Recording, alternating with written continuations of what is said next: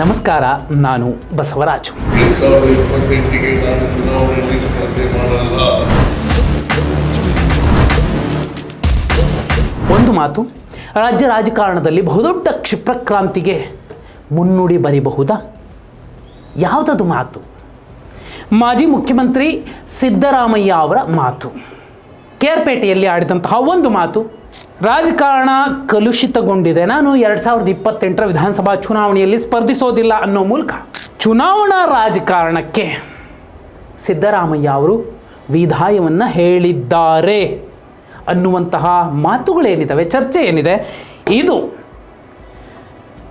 ಹೊರಗಿನಿಂದ ರಾಜಕೀಯದ ಆಚೆ ನಿಂತು ನೋಡುವಂತಹ ಎಲ್ರಿಗೂ ಕೂಡ ಒಂದು ಬೇರೇನೋ ವ್ಯತ್ಯಾಸ ಆಗುತ್ತಾ, ಅಥವಾ ಸಿದ್ದರಾಮಯ್ಯ ಅವರು ಸೈಲೆಂಟ್ ಆಗ್ತಾರಾ, ಇನ್ನು ಚುನಾವಣೆಗೆ ಸ್ಪರ್ಧಿಸೋದಿಲ್ವಾ ಅನ್ನುವಂತಹ ಸಾಕಷ್ಟು ಪ್ರಶ್ನೆಗಳನ್ನು ಹುಟ್ಟು ಹಾಕಿದೆ. ವಾಸ್ತವದಲ್ಲಿ ಅದು ನೀವು ನೋಡಿ, ಕಾಂಗ್ರೆಸ್ನ ಹಾಲಿ ಶಾಸಕರುಗಳೇ ಸಾಕಷ್ಟು ಜನ ಸಿದ್ದರಾಮಯ್ಯ ಅವರು ಚುನಾವಣಾ ರಾಜಕಾರಣಕ್ಕೆ ನಿವೃತ್ತಿ ಘೋಷಿಸಬಾರದು, ಅವರು ಸ್ಪರ್ಧಿಸಬೇಕು, ಅವರಿಲ್ಲದೆ ಹೋದರೆ ರಾಜ್ಯದಲ್ಲಿ ಕಾಂಗ್ರೆಸ್ ಮತ್ತೆ ಅಧಿಕಾರಕ್ಕೆ ಬರೋದಿಲ್ಲ ಅನ್ನೋ ಮಾತುಗಳನ್ನು ಹೇಳ್ತಿದ್ದಾರೆ.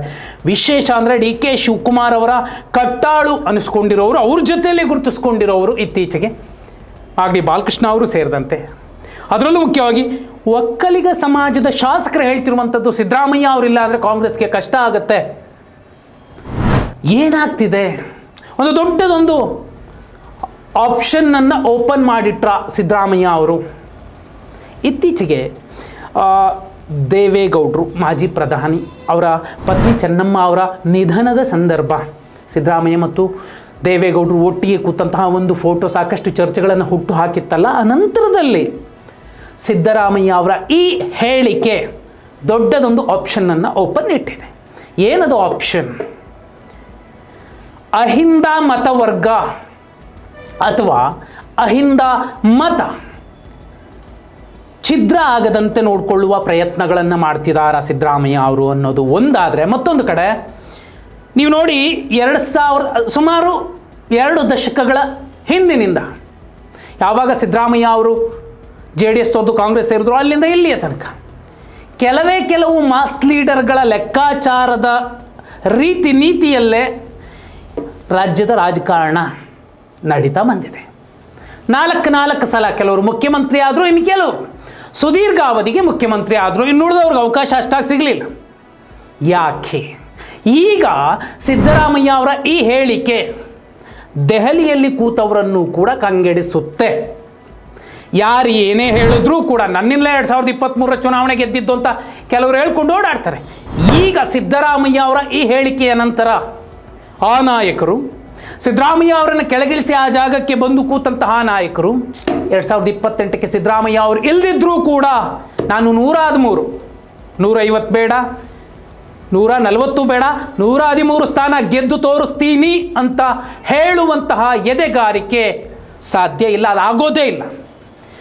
ರಾಜ್ಯದಲ್ಲಿ ಅಹಿಂದ ಮತಗಳನ್ನು ಓಲೈಸಿಕೊಳ್ಳದೆ, ಪ್ರೀತಿಸದೆ, ಅವರನ್ನು ವಿಶ್ವಾಸಕ್ಕೆ ತೆಗೆದುಕೊಳ್ಳದೆ ಯಾವುದೇ ಪಕ್ಷವೂ ಕೂಡ ಸರಳ ಬಹುಮತ ಪಡೆಯೋದಕ್ಕೆ ಸಾಧ್ಯ ಇಲ್ಲ. ಇದನ್ನು BJP ಅವರು ಒಪ್ಕೋತಾರೆ, RSS ಕೂಡ ಒಪ್ಪುತ್ತೆ, JDS ಕೂಡ ಒಪ್ಪುತ್ತೆ. ಈಗ ಸಿದ್ದರಾಮಯ್ಯ ಅವರ ಈ ಮಾತಿನ ಮರ್ಮ ಏನು? ಒಂದು, ಅವ್ರ ಮಾತು ನೋಡಿ, ಕಲುಷಿತಗೊಂಡಂತಹ ರಾಜಕಾರಣದ ಮಧ್ಯೆ, ಅಂದರೆ ಇವರು CM ಸ್ಥಾನಕ್ಕೆ ರಾಜೀನಾಮೆ ಕೊಟ್ಟ ನಂತರ ಕಲುಷಿತಗೊಂಡಿದೆಯಾ?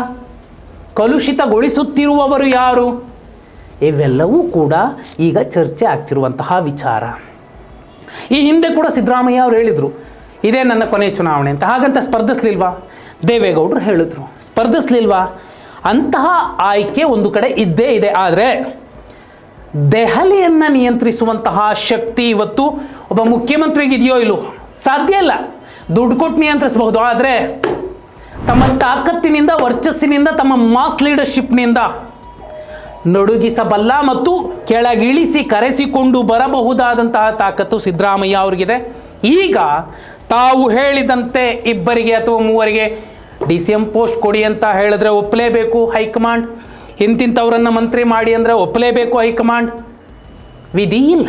ಇಲ್ಲಾಂದರೆ 2028ಕ್ಕೆ ತೀರಾ JDSಗಿಂತಲೂ ಕಳಪೆ ಸ್ಥಾನವನ್ನು ಕಾಂಗ್ರೆಸ್ ಪಡಿಬಾರ್ದು ಅನ್ನೋದಾದರೆ ಸಿದ್ದರಾಮಯ್ಯ ಅವರ ಮತ್ತು ಅಹಿಂದಾದ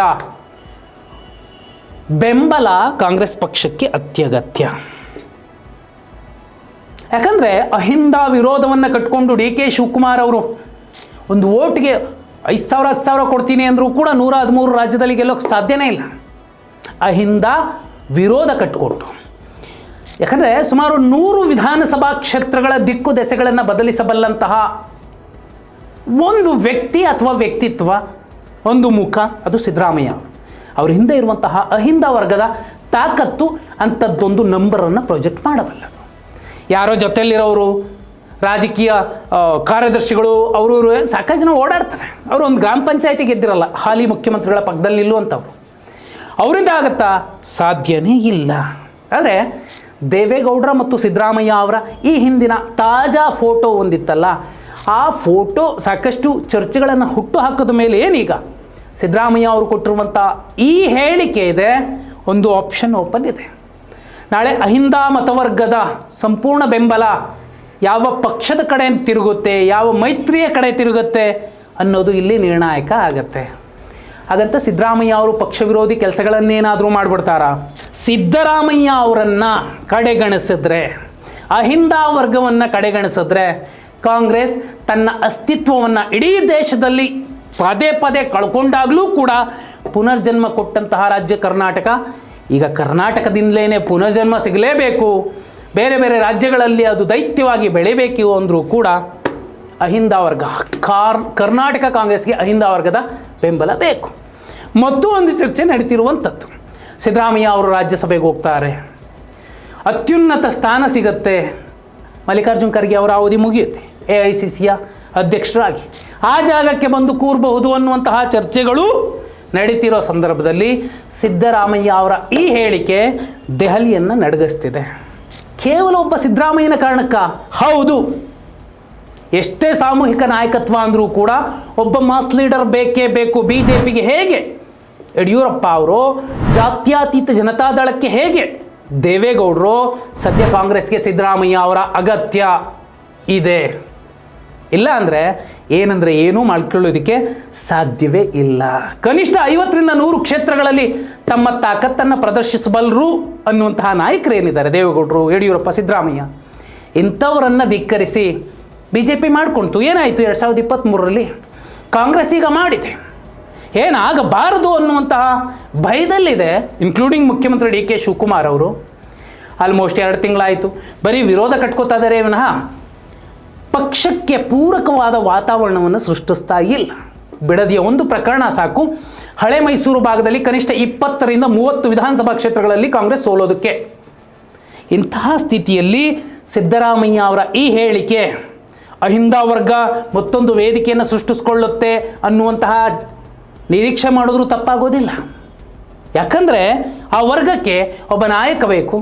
ಆ ನಾಯಕ ಯಾರಾಗಬೇಕು? ನೋಡಿ, ಇವತ್ತು ಸತೀಶ್ ಜಾರಕಿಹೊಳಿ ಮತ್ತು ಸಿದ್ದರಾಮಯ್ಯ ಅವರ ನಡುವೆ ಮಾಧ್ಯಮಗಳು ಏನೇನೇನೇನೋ ಕತೆ ಹೇಳ್ತಿವೆ. ವಾಸ್ತವ ಏನು ಮುಂದಿನ ದಿನಮಾನಗಳಲ್ಲಿ ಗೊತ್ತಾಗುತ್ತೆ. ಈ ಹೇಳಿಕೆಗಳು, ಯಾಕಂದರೆ 2028 ವಿಧಾನಸಭಾ ಚುನಾವಣೆಗೂ ಮುಂಚೆ ಇನ್ನೇನು ಅವಧಿ ಇದೆ, 20 ತಿಂಗಳು, 24 ತಿಂಗಳು. ಅಲ್ಲಿಯ ತನಕ ಸಿದ್ದರಾಮಯ್ಯ ಅವರ ಹೇಳಿಕೆಗಳು ಮತ್ತು ಸತೀಶ್ ಜಾರಕಿಹೊಳಿ ಅವರ ನಡೆ ನೋಡ್ತಾ ಬಂದರೆ, ಯಾಕೆ ಇವರಿಬ್ಬರು ಹೀಗಿದ್ದಾರೆ, 28ಕ್ಕೆ ಏನಾಗಬಹುದು, ಯಾರೆಲ್ಲ ಒಟ್ಟಿಗೆ ನಿಲ್ತಾರೆ ಅನ್ನೋದು ಗೊತ್ತಾಗತ್ತೆ. ಹಾಗಿದ್ರೆ ಸಿದ್ದರಾಮಯ್ಯ ಅವರ ಚುನಾವಣಾ ರಾಜಕೀಯದ ನಿವೃತ್ತಿಯ ಹೇಳಿಕೆ ಎಚ್ಚರಿಕೆಯ ಸಂದೇಶವಾಗಿ ಕಾಣುತ್ತಾ, ಅಥವಾ ಸಿದ್ದರಾಮಯ್ಯ ಅವರು ಮತ್ತೆ ಸ್ಪರ್ಧಿಸ್ತಾರೆ ಅನ್ನುವಂತಹ ಮುನ್ಸೂಚನೆಯನ್ನು ನೀಡ್ತಿದೆಯಾ, ಬಹುದೊಡ್ಡ ಕ್ಷಿಪ್ರ ಕ್ರಾಂತಿಗೆ ಮುನ್ನುಡಿ ಬರೀತಿದೆಯಾ? ಕಮೆಂಟ್ ಮಾಡಿ.